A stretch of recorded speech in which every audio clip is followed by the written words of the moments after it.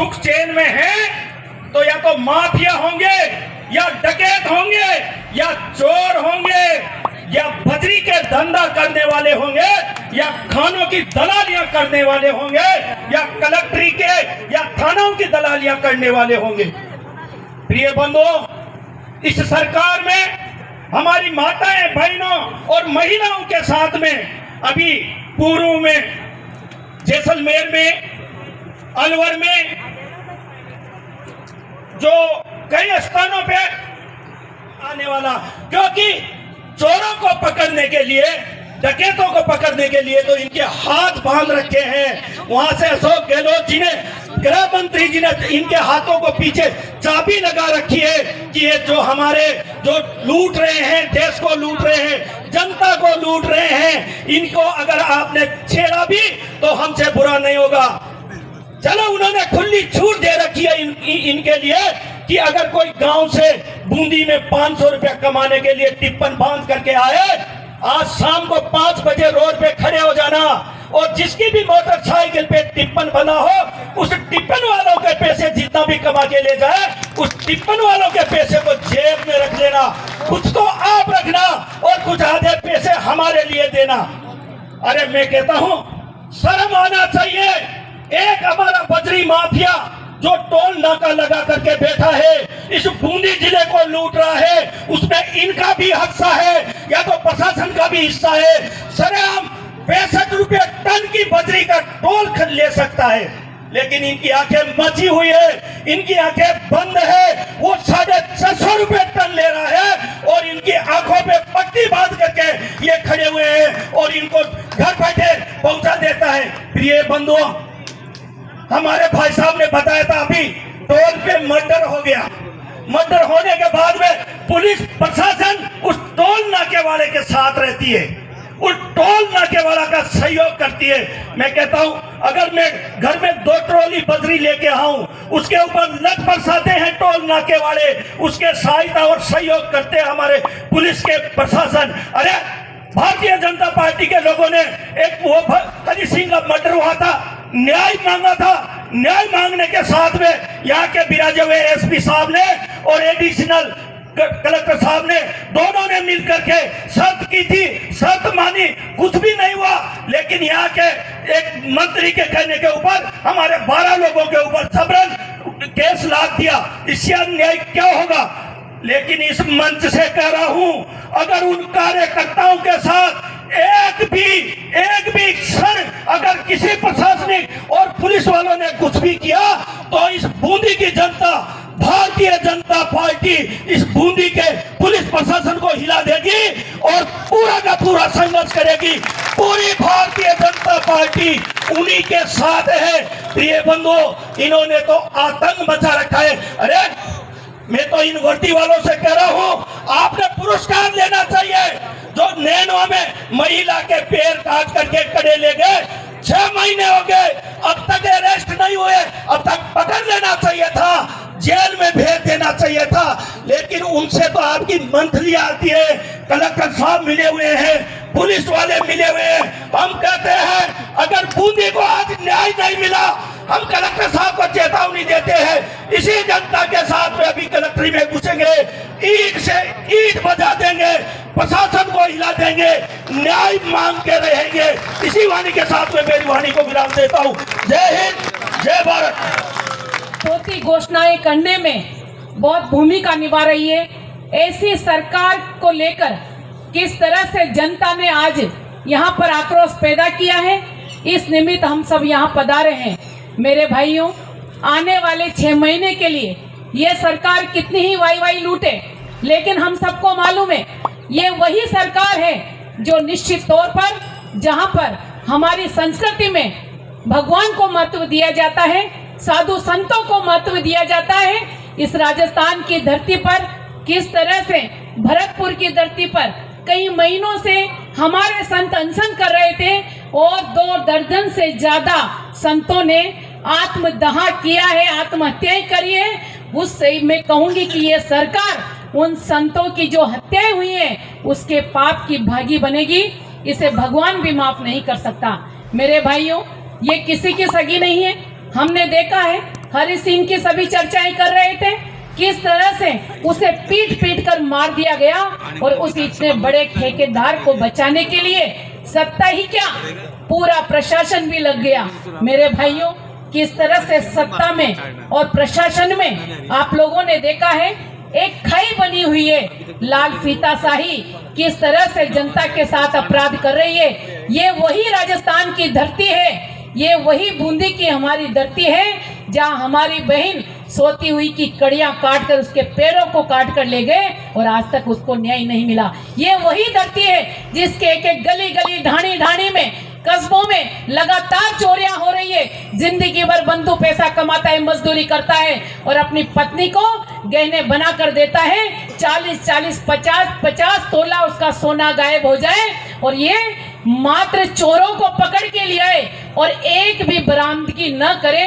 निश्चित तौर पर हमें आवाज उठाने की जरूरत है। मेरे भाइयों, ये वही सरकार है जिस राज्य सुशासन देने की बात कर रही है। मेरे भाइयों, ये वही धरती है जिस धरती पर, जिस प्रदेश में जो वीरांगनाओं का प्रदेश कहा जाता है, लेकिन हमारी बहनें 1.5 लाख से ज्यादा के खिलाफ आपराधिक मुकदमा दर्ज और किस तरह से हम लगातार देख रहे हैं हमारी बहन बेटियां सुरक्षित नहीं है। चाहे उदयपुर की धरती हो जहां टुकड़े टुकड़े हमारी बहन के कर दिए जाए, चाहे जयपुर की धरती हो स्कूल जाती बालिका के साथ रेप केस हो जाए, चाहे भरतपुर की धरती हो, चाहे दौसा की अलवर की हो और चाहे जोधपुर की नागौर की धरती हो। ये हालात भारतीय जनता पार्टी के कार्यकर्ता हैं। हमारी डबल जिम्मेदारी है जनता के हितों की रक्षा करना और साथ ही साथ ये सरकार जो जनता के ऊपर, किसानों के ऊपर, मजदूरों के ऊपर, नौजवानों के ऊपर कुठाराघात कर रही है, उसे न्याय दिलाना भी हमारा कर्तव्य बनता है।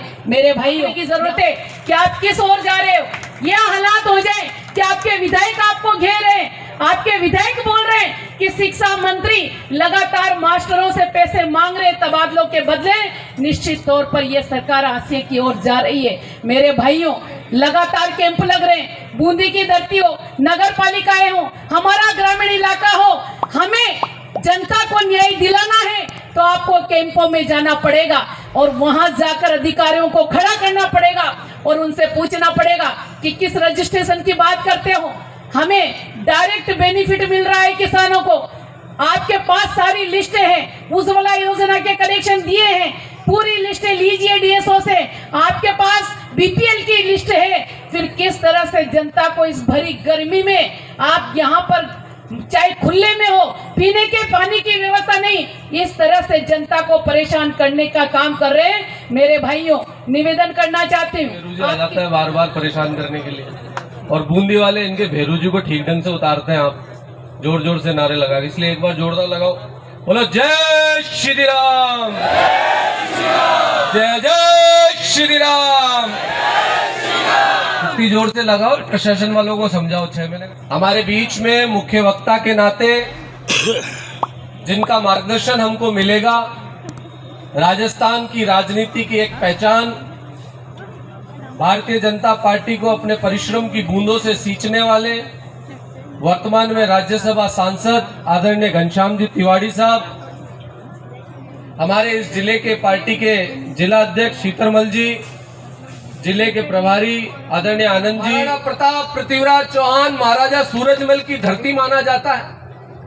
ये राजस्थान त्याग, तपस्या, शौर्य और बलिदान की धरती माना जाता है। मैं आपसे निवेदन करना चाहता हूं कि क्या हम सब लोग ऐसी गूंगी बहरी रावण रूपी कांग्रेस सरकार को बर्दाश्त करते रहेंगे?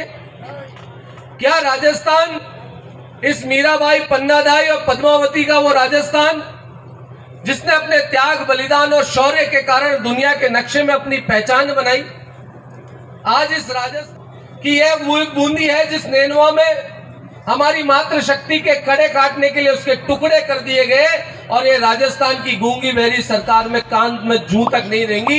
ये वो राजस्थान था जिसने महिलाओं के सम्मान के लिए पद्मावती, मीराबाई, पन्नादाई जैसे बड़े बड़े नाम, जिसने राजस्थान के मान सम्मान के लिए, राजस्थान के वैभव के लिए बलिदान दिया। हमारा राजस्थान अपने शौर्य और पराक्रम के लिए जाना जाता था। आज इस राजस्थान की दशा हिंदुस्तान के नक्शे पर किस स्थिति में लाकर खड़ी कर दी, उससे आप भली भांति परिचित हैं। लेकिन ये सब चीजें अगर हम चुपचाप बर्दाश्त करते रहेंगे तो क्या ये रावण रूपी कांग्रेस सरकार को हम उखाड़ सकते हैं? आज बूंदी के अंदर हम हमारी सनातन संस्कृति के रैली को भी नहीं निकाल सकते। प्रशासन हम पर 151 की कार्रवाई करता है, धारा 144 लगाता है। इस देश के अंदर अगर भगवा ध्वज लगाने में भी पाबंदी होगी तो हिंदुस्तान का नागरिक क्या अफगानिस्तान में जाकर भगवा झंडा लगाएगा क्या? राजस्थान के अंदर ये कांग्रेस की सरकार तुष्टीकरण की राजनीति कर इस राजस्थान के मान सम्मान को खराब करने का काम कर रही है। मैं बूंदी की जनता से अपील करना चाहता हूं, आग्रह करने के लिए आया हूं कि बंधुओं, हम वीरों के प्रदेश के रहने वाले लोग हैं। हम इस वीर भूमि की जननी मां के पुत्र हैं। जिस प्रकार एक व्यक्ति अपनी मां की कोख से पैदा होकर उस मां के सम्मान के लिए सदैव खड़ा रहता है, तो क्या ये धरती हमारी मां नहीं? क्या इस धरती में हमें मान सम्मान पहचान नहीं दी? आज इस धरती पर यह रावण रूपी कांग्रेस का इतना दुस्साहस है कि वो इस प्रदेश की जनता का शोषण कर रही है। और मां भारती के लालो, आपके होते हुए रावण रूपी कांग्रेस शोषण कर रही है। अब समय आ गया है जागने का। अगर निश्चित रूप से हम इस धरती को, इस मातृभूमि को अपनी मां मानते हैं तो इस रावण रूपी कांग्रेस को उखाड़ फेंकने का समय आ गया। पूर्वजों ने इस राजस्थान के, इस देश के सम्मान के लिए बलिदान दिया है। हमारे पूर्वजों के बलिदान पे राजस्थान आजाद हुआ है। और उन पूर्वजों के बलिदान ने, उन्होंने बलिदान इसलिए दिया था कि ये भारत भगवान श्री राम के द्वारा स्थापित मर्यादाओं के आधार पर फिर खड़ा हो, ये भारत दुनिया का पुनः नेतृत्व करे। लेकिन राजस्थान की कांग्रेस सरकार तुष्टीकरण की राजनीति करती है। एक तरफ भगवान श्री राम की यात्रा पर रोक लगाने का काम करती है, दूसरी तरफ एक धर्म विशेष के लोगों के अवसरों पर, त्योहारों पर विशेष सुविधाएं देने का काम करती है। मैं आपके श्री चरणों में प्रार्थना करना चाहूंगा, इस जन आक्रोश के माध्यम से आप संकल्प लेके जाइए कि बूंदी की तीनों विधानसभाओं में, बूंदी के प्रत्येक बूथ पर आने वाले समय में हम कलम कमल खिलाकर इस रावण रूपी कांग्रेस को जवाब देने का काम करेंगे। और जिस प्रकार आदरणीय नरेंद्र मोदी जी के नेतृत्व में भारत विश्व गुरु की ओर अग्रसर हो रहा है, उनके हाथों को मजबूत करने का काम करेंगे। आपने राजस्थान की सारी बातों को सुना है। राजस्थान में जिस प्रकार का कुशासन चल रहा है, जिस प्रकार का भ्रष्टाचार चल रहा है, केवल और केवल जनता को लूटने का काम चल रहा है। इस राजस्थान में किसी भी प्रकार ने कहा कि ये राजस्थान वीरों की धरती, भक्तों की धरती, सूरवीरों की धरती थी, लेकिन भाई इसमें 4 चांद लगाए गहलोत साहब। उन्होंने 2 बड़े काम किए। तो धरती किसकी ये बताया उन्होंने। सबसे पहले तो राजस्थान की विधानसभा में जब प्रश्न उठा कि हमारी बहनों के साथ, बेटियों के साथ दुराचार हो रहा है, इस प्रकार के काम हो रहे हैं, तो आपके हाड़ौती के कोटा के विधायक जीते हुए और राजस्थान के स्वायत्त शासन मंत्री और अशोक जी गहलोत के प्रिय प्रवक्ता, उन्होंने कहा कि ये तो मर्दों का प्रदेश है। तो कांग्रेस पार्टी ऐसे मर्दों की पार्टी है, ये कहकर उन्होंने बताया कि ये किसका प्रदेश है। ये पहली बात। दूसरी बात, अशोक जी गहलोत ने, यहाँ बार बार भ्रष्टाचार की चर्चा हो रही है, ये बजरी में भी भ्रष्टाचार है, इसमें भ्रष्टाचार है। तो गहलोत साहब ने शिक्षकों की मीटिंग में गए थे शिक्षक दिवस के दिन, और वहां पे सारे शिक्षकों से पूछा, आपको ट्रांसफर के लिए पैसे देने पड़ते हैं? तो सबने कहा हाँ देने पड़ते हैं। दोबारा पूछा देने पड़ते हैं? तो सबने खड़े होकर कहा देने पड़ते हैं। तो गहलोत साहब राजी हो गए। तो लोगों ने पूछा राजी क्यों हो गए? बोले मैं राजी इसलिए हुआ कि मेरी बात पर मोहर लग गई। लोग क्या कि अब जो भी एमएलए मुझे आएंगे, मैं कहूंगा तुम तो कमाई कर रहे हो फिर भी शिकायत कर रहे हो। तो सारे एमएलए का साफ सूत्र उन्होंने निकाल लिया। तो भैया ये 2 नमूने ही बहुत हैं, तो आपकी बात को प्रस्तुत कर देते हैं कि किसकी सरकार और कैसी सरकार। अब राशि को खींचकर नीचे पकड़ने के लिए पायलट वो लगे हुए हैं, यहाँ तक ऊपर से राहुल गांधी, वो प्रियंका गांधी भी लगी हुई है। फिर भी उसने कुर्सी थी जोर से पकड़ रखी, उनको छोड़नी, ठिंगा दिखा दिया, छोड़ी नहीं। ये कम काम किया है क्या? तो इससे बड़ी उपलब्धि क्या होगी? फिर जो है वो नकारा है, निकम्मा है और गद्दार है। जब ये 3 शब्दों का उनको प्रयोग किया तो फिर राहुल गांधी राजस्थान आए यात्रा करने के लिए। तो उन्होंने कहा ये पायलट जो है ना वो हमारी संपत्ति, एसेट्स। तो भाई कांग्रेस की एसेट्स अगर नकारा, नालायक और गद्दार है तो फिर वो कैसा काम करेगी? क्या चाहते हो आप उससे? इससे बढ़िया और काम क्या कर सकती? अब वो कह रहे हैं कि भ्रष्टाचार की लड़ाई है। ये भ्रष्टाचार की लड़ाई नहीं है भैया, ये एक ही लड़ाई थी कि तू छोड़ मैं बैठूं, भिका की घोड़ी कुल चढ़े, उत्तर भिका मैं चढ़ूं। तो न तो भिका उतरा न भिका चढ़ा, और वो कुर्सी वहां के वहां कायम। लेकिन इस लड़ाई में जो सबसे बड़ा नुकसान हुआ है वो राजस्थान की आम जनता को हुआ है। अभी हमारे दोनों विधायक, इनकी शिकायत है कि फिरते दूसरे काट रहे हैं।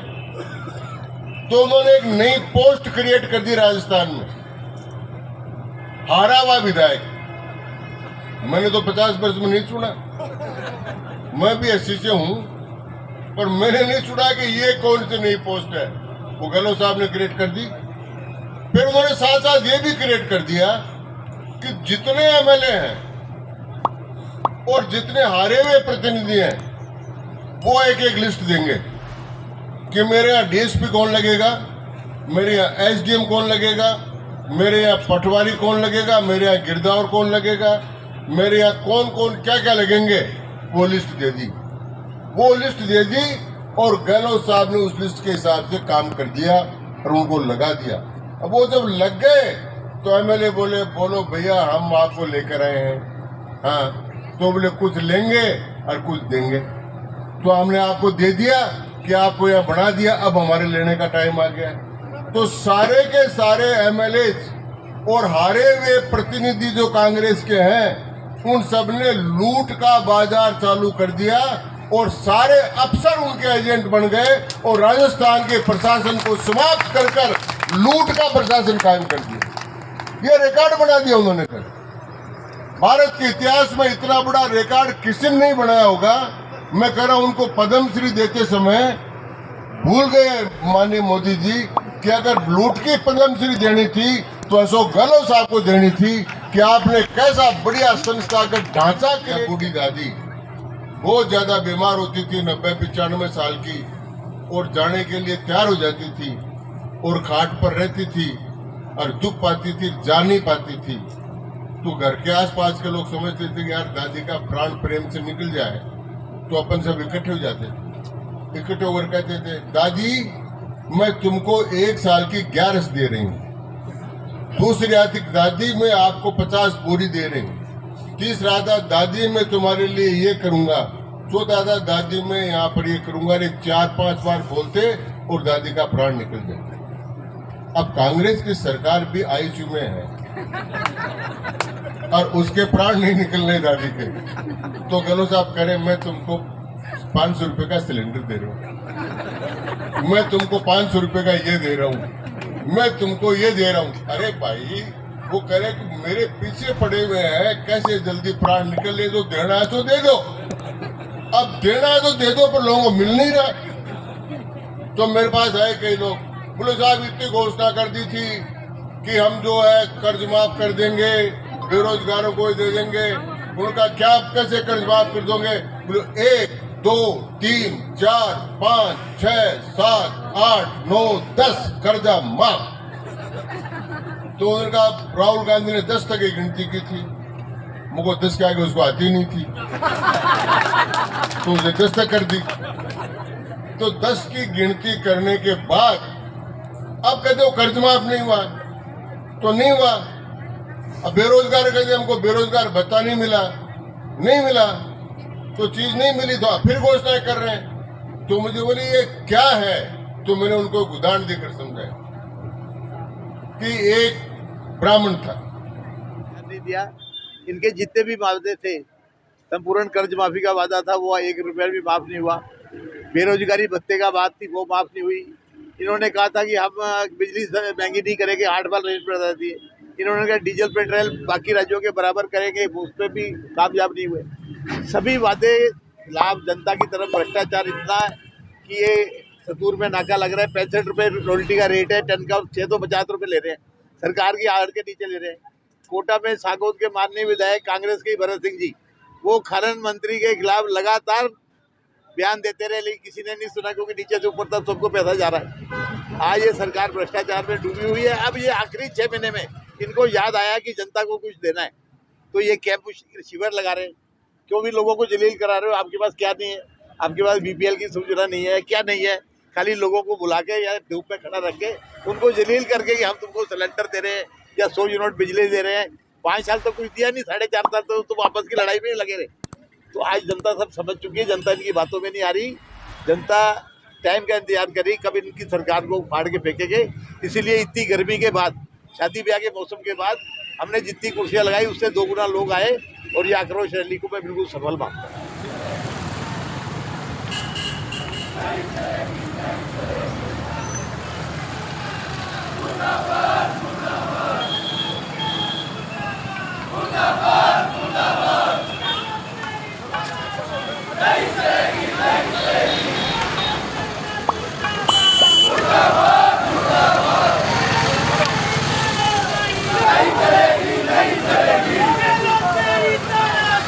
नहीं चलेगी, नहीं चलेगी।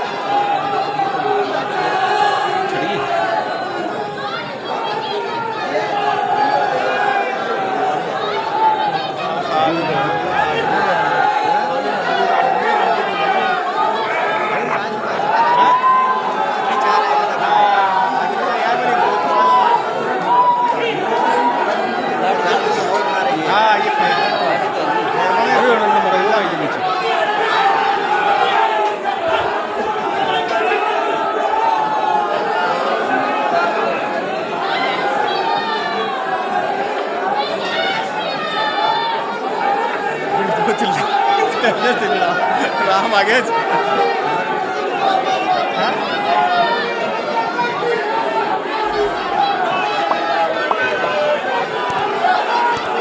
आपण सही जगह जा आपण सही जगह जा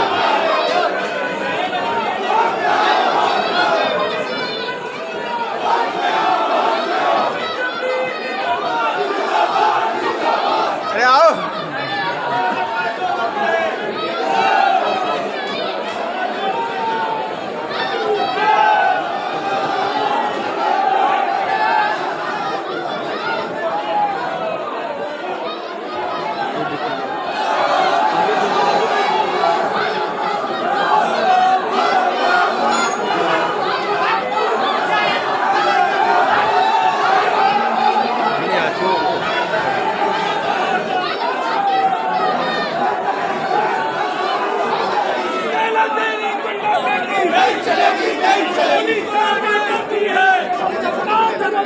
पुलिस आगे करती है, पुलिस आगे करती है, मुर्दाबाद मुर्दाबाद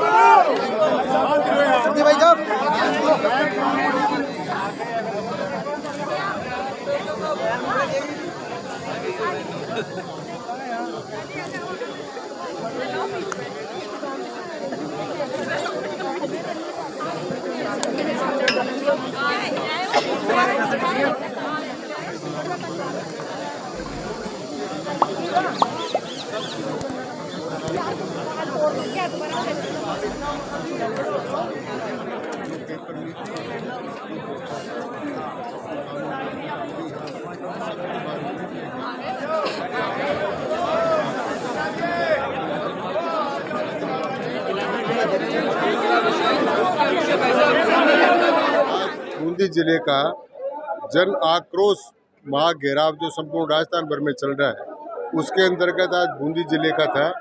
इसमें प्रमुख रूप से हमने राज्य की समस्याओं के साथ साथ ये बूंदी की जो समस्याएं हैं, जिस प्रकार का माफिया राज कायम हो रहा है, जिस प्रकार बजरी के बारे में लूट हो रही है, जिस प्रकार धार्मिक उत्सवों पर डीजे पर प्रतिबंध लगाने जो बात हो रही है और जो कार्यकर्ताओं पर केस बन रहे हैं, वो बात हमने कही है। साथ ही 4.5 साल की जो कांग्रेस सरकार की विफलताएं हैं, पेपर लीक है, भ्रष्टाचार है, कानून व्यवस्था खराब है, तुष्टिकरण की नीति है, उन सब के बारे में ज्ञापन दिया है। उनको आग्रह किया है इस ज्ञापन को आप राज्य सरकार को भेज दें।